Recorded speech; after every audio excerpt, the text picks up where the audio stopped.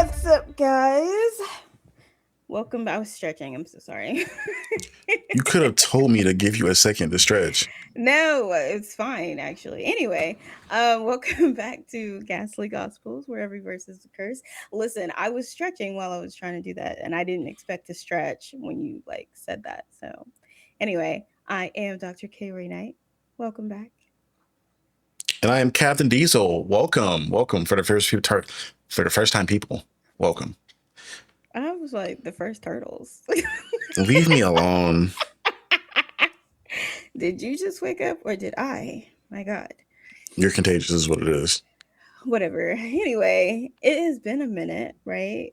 Right, Um, right. since we last did an episode, so we can just call this season 2. We were on hiatus. No, she didn't. Your mother is killing me.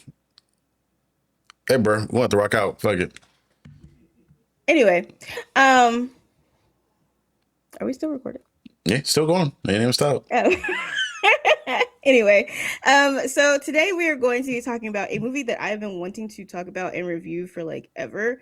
Um, I first saw it when it first came out. We're in 2026, right? So 4 years ago, it came out in 2022. It's Urban Myths, but at the time it was Urban Myth Toothworms because there was 3 or 4 things called Urban Myths or some shit. So it's Urban Myth Toothworms, and it's a Korean anthology that was absolutely freaking amazing to me. What did you think? We watched it last night. What did you think, Charlie? It was fun. Very often do I get to see a movie that's good, but not very often Very do I get to. often. Yes, let me finish. Damn, nigga, relax. Very often do I get to see a movie that is good, but not very often do I get to see a movie that is good and funny. And I think some of that was unintentional. Maybe a lot of that was just due to the company that we had. But it's going to be dope. It was dope. It was dope. It was a lot of really interesting concepts and interesting ways of things being shot. I think the only downside to that entire film that really bothered me at certain points was just the really bad CGI.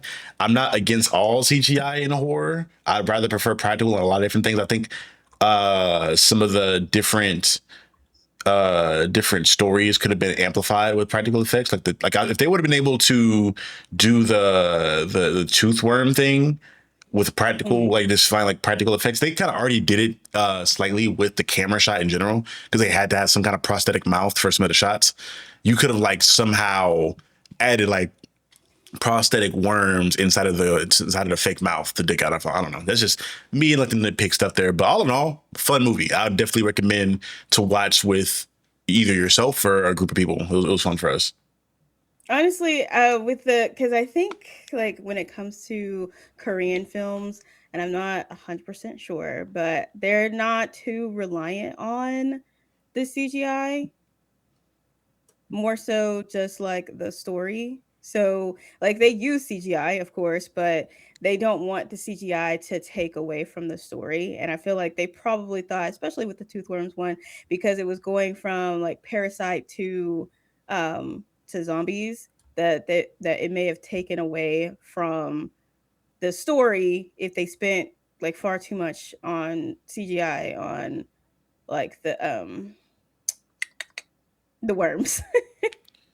Yeah, and again, I think it was. I don't think it was expensive CGI. That's another thing too. I think the CGI was very much so home done. Like somebody put that thing into their Premiere Pro or their DaVinci Resolve and cooked that up themselves or After Effects. But again, nonetheless, fun. Fun altogether, in my opinion. I don't know how much they spent making the movie, but it only made 811,000 at the box office. There couldn't have been too much bread spent for it. I mean, Yeah. I feel like the most of the money went to maybe paying the actors or the sets, possibly. Mm-hmm. But that's about it in my mind. Did you have a because there's 10 different stories. Did you have a favorite story or several favorite stories? I honestly feel as though that first and foremost, my favorite one is probably gonna be the tooth worm thing in general, just because I love how quickly it changed genres. It went from this research like Alien potentially or this bioweapon thing to like a zombie movie really, really quickly, like in an instant, damn Mhm. near. And Yeah. I think another one of mine would be the escape room episode as Mhm. well, because you already know I got my little Korean boo I was in love with for that episode. Oh But my god. besides her, I really enjoyed the way it was shot. I think it looked really clean, especially like the ending where Buddy had the bodies fall on him and he got dragged out. It was Mhm. dope. I enjoyed that. I think that, and that's one thing too. I will say I think the actors for most of these were pretty solid, pretty solid. And like the funny thing about it is that most of the actors, actresses that appear in it are from K-pop groups. So like Yeah, they're not even necessarily actors first and foremost. They are just like performers. And I think that that is actually I think that's really fun because it seems to be a thing in like if you are a K-pop idol that you do multiple things. So, for instance, my favorite one will always be the mannequin one. First of all, I thought that shit was creepy as hell because you were letting the mannequin get far too close. And I was just like, I don't do things like I can't you can't be that close to me up in my face like that. It's weird and gross. And then like when he knocked it, like he punched it and his head fell off and there was just like more blood than fucking normal for like a head fall. I was like, y'all, it's too much. I would have been pissed off if I was being chased by a mannequin after accidentally seeing the mannequin sitting on the bench. I get chased by said mannequin and I push said mannequin away from me because said mannequin is in my face, and then I turn into a mannequin. What? that's some shitty luck, bro. I think that goes down to our trend of for people that aren't aware. Me and Corey have this thing where usually when we do like a horror movie night, for like us for like 3 nights straight, we watched movies where it was just people going to their regular day job or living their regular lives that just coincidentally having to be haunted or like run across a demon or something. And I'm just like, damn, Yes. bro was just like chilling and just got turned into a mannequin Leaving just because he work. was around. Leaving work. Coming out of the tunnel that he always comes out of every single day. And he just so happens to look over to the right. And there's a fucking mannequin sitting over there that you're not supposed to look at. Oh, forgive me. What the hell? Um, the toothworms one also. I'm a dentist at work and I he didn't even want to do the operation that came with helping that man with his painful gums. And oh, he's like, damn, I got to do a local, I got to do a tooth extraction. And it turns out that this man got worms, and then he gets turned into a zombie too. Listen, I I thought it would was be so so funny upset. how scared he was to approach the worms too, because buddy just literally, I think he tried to double glove up and was trying to double mask as well. I'm like, bro, at this point, don't even do it. Are you the only doctor at this practice? Like the only Right, one? like you can't leave, Jesus. And he had the Um, assistant in there. She was in there like, bro, you in here scared and she's double like, if you gloving up, don't and I'm come in here on. chilling.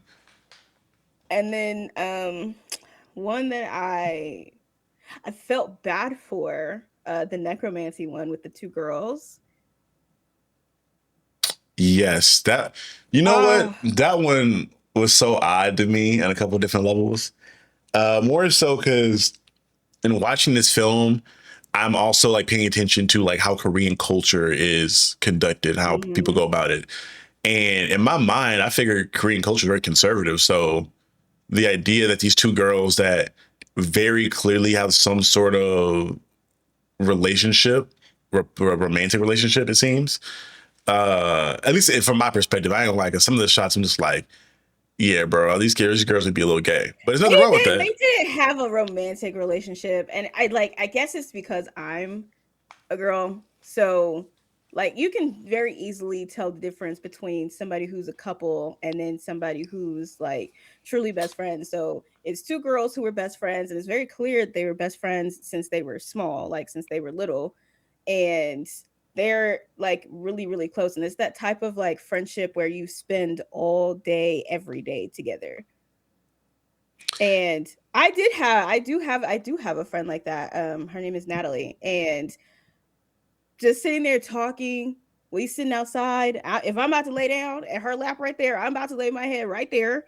and we sitting there talking, and she's playing in my hair because she knows I like it. Freak ass. Uh, Whatever. this one got weird because it was the whole idea of them like hold each other's fingernails, and even more Yeah. weird from the aspect of like you're teenage girls, and one of the first things you think about is like, hey, if we die, bring me back to life with my fingernails through like a black magic spell. I'm like, don't y'all have like other shit to worry about, like makeup, your hair, boy, like anything? Well, maybe not boys, you're gay, but like food, like anything else a high schooler in Korea would do. But you're just like, yeah, black magic to bring me back to life in case I die. Why are you thinking about your mortality at like 17, 15? I mean, but that's like that really is some people. You know, what would I do, or what would happen if I die, or if, like, you know how like, but kids do that all the time too. Like they make weird ass crazy pacts, and they have to like spit on their hands and shake hands for pacts that they've made. So that's part, like making the pact out, like didn't seem out of place to me. Now the part where it was the witchcraft part, I was like, I don't feel like I would have gone that far, but you know, I understand. You know, that's your friend, that's your person. So you want them to like be with you. And so I think had she have actually not been like Ariel the mermaid and actually read the contract type shit, if she read the whole entire thing, how that plan came about wouldn't have come about the way that it did, because the reason they were saving the fingernails is because what if one of us gets killed or one of us dies? But then I really want to say, oh girl killed herself, which would have been Gee. crazy as hell to me, because I am your person, I am your friend, I am the one that you talk to the most all the time. What the fuck are you doing? Now, part of me feels like she got set up, like the friend that was alive got set up, because that whole page, like the most important part of the book was missing from Mm-hmm. the spell, like the spell that essentially lets her know, like, hey, to cast a spell and for it to be successful, you're going to have to make sure that this person eats human flesh so they can stay. And I'm like, who took that out? Yeah. Yeah. And it is like kind of like, I think Ernie, when he was watching it with us, he said the same thing, was like she wanted that scar real bad. And I'm just like, I could have given that shit to you. Honestly, Like I did. We did not have to die for that. Like you did not have to die for any of those things. And that's what I'm saying. Like, are you really best friends for real? Or did you want to just like eat her? what I found funny too is like once her friend ate her and like mission was accomplished, now the ghost is being haunted by the ghost of her friend in the mirror. So I'm like, damn, a But I haunting know of a not haunting? hunted. She was like, now we're finally one. It didn't look like she was happy about this shit. No, it was they were standing when they were standing in the mirror. It was the one girl and there's the one girl, and she's like, "Now we're finally one together or whatever." And it's just like, No, that's what you wanted. I'm saying the old girl, the friend that ate her, she seemed like she was like irritated or sad by the situation. The fact that her friend was still like in her brain, I guess.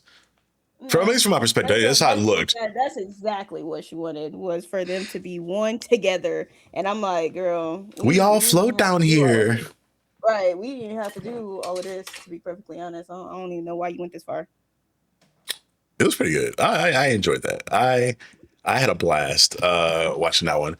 And there's one in particular.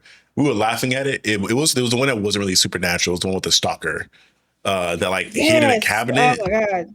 The closet. The closet. Yeah, that shit was so funny to me from the aspect of like, one, you could have finished this whole thing because you were able to pin this dude down and stab him like 40 times, but you decided to like run away and not finish the job or not call the police or not run out of the room. Like a couple different things you could have done to protect yourself in that situation. You decided to hide in the bathroom and then But I'm come kind out of of the bathroom questioning later that on. one too. I'm kind of questioning that one too, because she stabbed him, right? And then the door is open, but I don't think that he's the one who grabbed her, because at the end it was like a woman's laugh. Oh, wait, you saw him under the bed grab her though. Remember, like she was But sitting at I'm the saying edge. I don't think that that's him. I don't think that that was him. I think it was that he did leave, and then she's like, you know, wait till I catch you. And she got grabbed from whoever was under the bed. But then at the end of it, when it went dark, it was a woman's laugh. And I was like, are we, am I tripping? Maybe something was impersonating him, but I clearly remember seeing his face like behind her feet before she got dragged under the bed. Like he Yeah, I grabbed her wanted to. feet. I did say I wanted to watch that one again just to make sure that I wasn't tripping. Like just specifically watching that one because he's saying like he told her no, the closet's not haunted when he popped out from the back. So he had a door installed and just like popped out. But if you're haunting the closet, you ain't have to do that, right? And Right. then like where would you have taken her under the bed for the both of y'all to disappear because that bed is not that big. He was little as hell. So I'm just Uh, like, was that actually him that grabbed her, or am I tripping? So I did say I wanted to watch that one again because that one was really interesting because, and like Ernie said, it is a definitely a woman choosing the bear situation because he was already weird when she came over to look at the closet the first time. My girl ran like left fast as hell. She didn't even put her shoes all the way on. like, She which was was funny because she had on straddling. Chucks. Like, shorty, you Yeah, can't slide Chucks on. What the fuck? she was trying to leave so quick, and she was not trying to be rude or anything like that. And she was just trying to get out of there so fast because he was already being weird. Shoes are loose as hell on her feet. Keep in mind as she's trying to like run away when she just slid on some Chucks. I do remember though. I do remember like seeing a scene where like the dream catcher in her room fell, and then like the next Mm-hmm. scene we were back into the apartment, it was just fixed. So I don't know Mm-hmm. if this is a situation where like she's in some kind of genjutsu or some shit like that, where she's like not in the real world, or if there's a ghost. Because again, your dream catcher falls down and breaks into pieces, and then magically is just repaired and put back up. And the next thing you're there. Well, I think that was like one of the dream sequences she was having too, because remember the first one she had where she had all them damn hands. Oh, true, true, true. She It was was having it was nightmares. choking the shit out of her. It was choking the shit out of her ass. And then she had the dream catcher fell, broke into pieces, and it was fixed next day. I think that was part of the dream sequence. That's why I'm saying like it's probably the one that's the least supernatural of all of them. But then I'm also wondering, did it get supernatural at the end? Because like if y'all could see her room, and I'm telling y'all to just like really go watch it. If y'all see her room when you watch the one that's called the closet, that room is not big and that bed is not big for her to have been dragged under there like that. And for him to have been hidden under there as tall as he was, because he's a little bit taller than her, for as tall as he was, for him to be hiding under there without her really noticing and then drag her under there also, I'm like, what are we doing? Is this one supernatural actually? Right. And see, funny enough, how he looks is another thing to comment on. Because Ernie brought this up and I talked about it like throughout the episode. The whole aspect of this man is very clearly a very attractive individual. Like, Buddy had a Mm-hmm. strong ass jawline. He's tall as hell. He had good hair. They tried to put a bullshit haircut on him. I was like, there's no way you're telling me this dude just takes his glasses off, that he's now like a uber attractive person. Because we're seeing this scenario where they have Buddy on with a button up that's way too big for his hands. He gets the bullshit bowl cut. He's like trying to walk in a way where like he's Where he's not slouched confident. in his shoulders, yeah. It was so funny. I just find that as an interesting thing. Even in Korea, the whole movie trope around, hey, you wear some glasses, you're ugly. I'd be like, damn. Now I feel attacked because why he got to be cute until when he take his glasses off and not just cute in general. So, the tunnel, the first one, that was a wild one. That was funny too, because brother, He was fucking losing it. My goodness. I will say he did mostly the right decisions. At least they get away with it. That being said, until the very end, where Buddy got into the car. Well, matter of fact, I could recommend that to get in the car and try to drive away, but it ended up being the worst decision for him because now you're trapped with nowhere to go, and Shorty just like turned your head into a An into a all day puddle. project. And she kept swinging, swinging, and Oh swinging, and my swinging, and did not god. stop until the red and truck damn near blacked out. or the I car. actually really appreciate that one because it kind of set the tone for like the rest of them. So in the tunnel, like if you guys do watch this, it's the very first one. In the tunnel, one, he's driving and he gets pulled over by the police. As he's talking to the police officer, because the police officer asked him for his license and asked him if he just got done fishing or whatever. And they're like, can I see your license? There's a report about a woman that has been missing.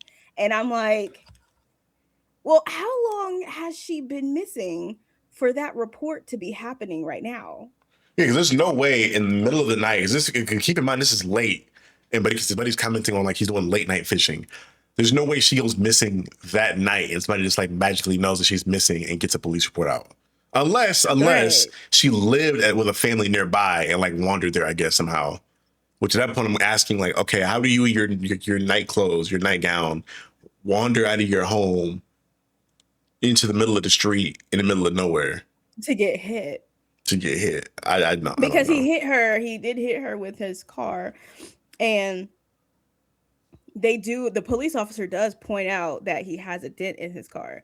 And the police officers, it doesn't matter, they will never beat the allegations of being just absolutely fucking terrible at their job, because if this man has a dent in his car and it could possibly look like he's got blood on the car and he's sweating, you can't see into his car because he keeps moving as you move, like he's fucking ludicrous and shit. When I move, like you move type shit. Like he's obviously being very suspicious. He could have sweated out of his doggone clothes at that point in time. He's shaking, and you're just like, be careful, you have a dent in your car. Huh? He's in there sweating. He's in there sweating. I thought Profusely. I thought it was like drugs or something. Like, why do you sweat so bad? I'm like, oh yeah, yeah, there's a dead body in the car. I forgot. Like, and then when he's going through the tunnel, um and it flashes back to when the police officer had put his hand on the window. First of all, why are you putting your bare hand on my windshield? I'm Leaving not a understanding that leaving part. a thick fingerprint. I mean, left the handprint there, but then it ends up disappearing because then the handprint is from inside of the car, but it's exactly where the police officer put his hand. And I'm just like, what? First of all, stop putting your fucking handprints on my goddamn car. And then there's just handprints inside of the car. Does he panic? Absolutely. But he doesn't get out of the car or anything like that. He just drives. And I'm like, that is a smart decision.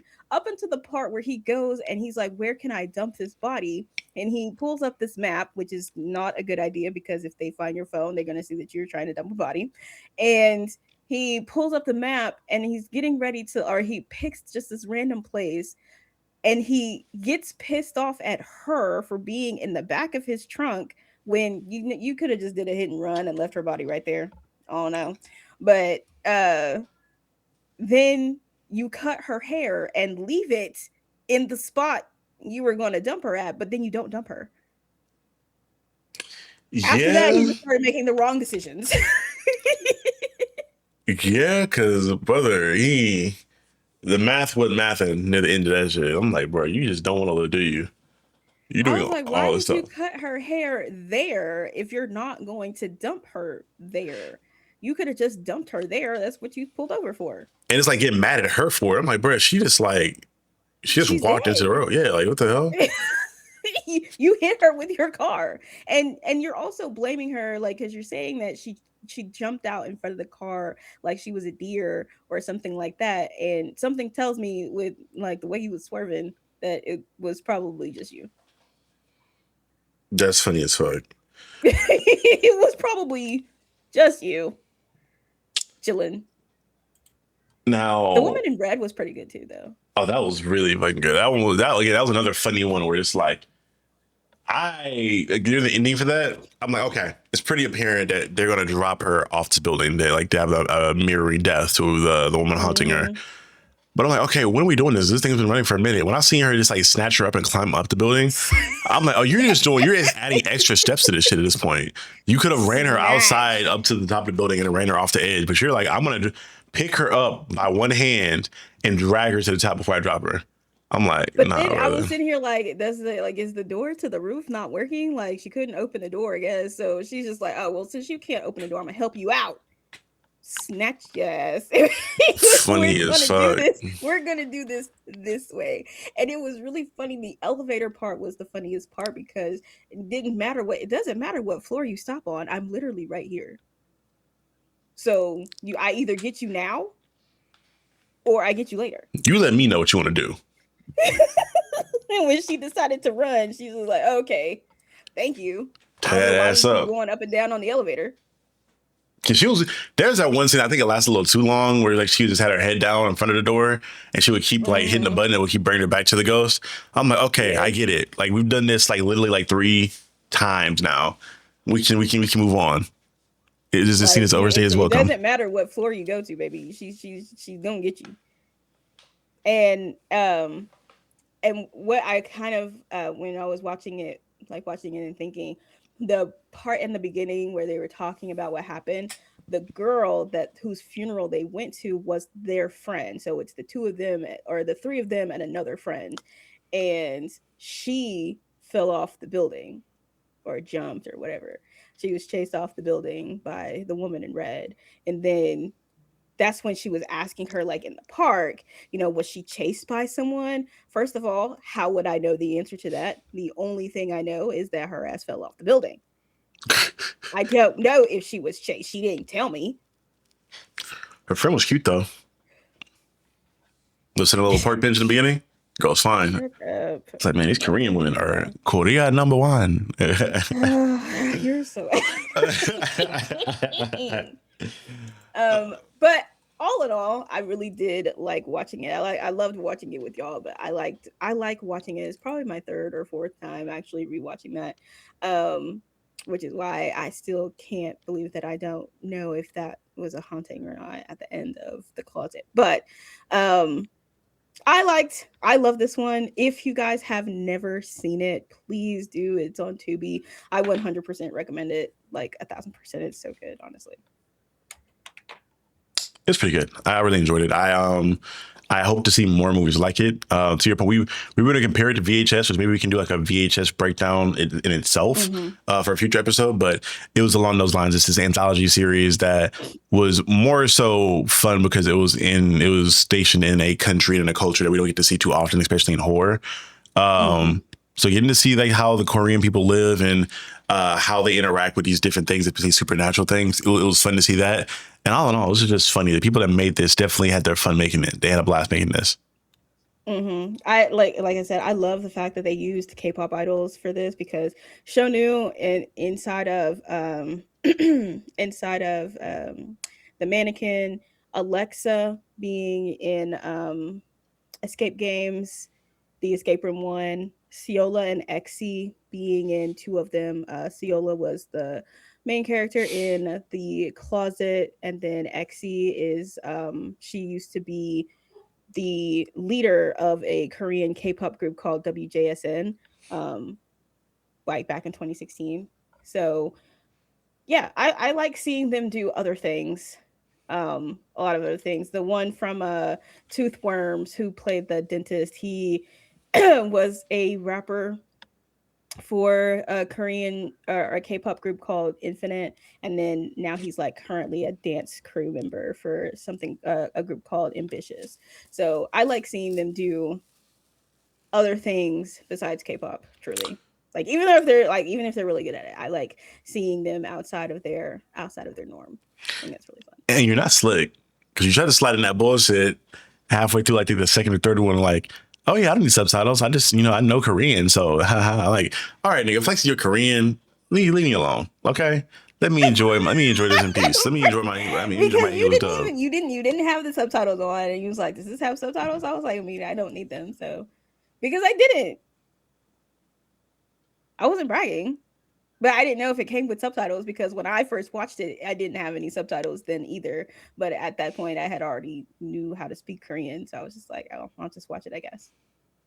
I like subtitles, prefer have subtitles because I'm Right, blind. right, right. So, like sometimes I can't fucking hear, or sometimes I'm chewing on chips and then I miss something. So Don't do me like that. All in all, great movie. Great movie. No matter how crazy my co-host is. Whatever. Anyway, we just wanted to bring you guys this fairly quick episode for Ghastly Gospels. I don't know what I was about to call this show. For Ghastly Gospels. Get it together. And then of course, I would definitely want to do the VHS breakdown because there's VHS, VHS 2, VHS 3, something about VHS in the fucking 90s. I don't know, but I'm only watching one of them motherfuckers, so you let me know which one you want to watch. I'm not doing all of those.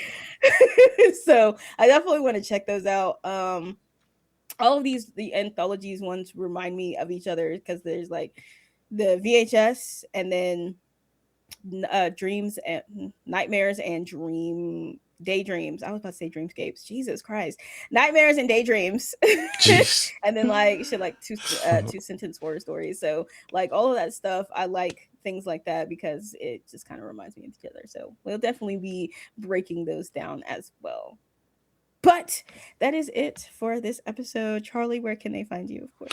You guys can find me on any of my platforms at CatDiesel24, YouTube, Instagram, TikTok, Twitter. Well, I think my TikTok, no, all those things are the same username to my knowledge. Or just type in Captain Diesel on anywhere you are, and you'll find me, the channel, or my debut comic Reaper. One of those three will be there. Period. And then, of course, y'all can find me at the doctor's office and everywhere else. Dr. Kaori Night on literally anything, I'm pretty sure. But thank you guys for tuning in, and we will see you guys next time. Remember, this is Ghastly Gospels, Dark Stories, Deadlier Truths. Hey, look at you. All right, y'all. Bye.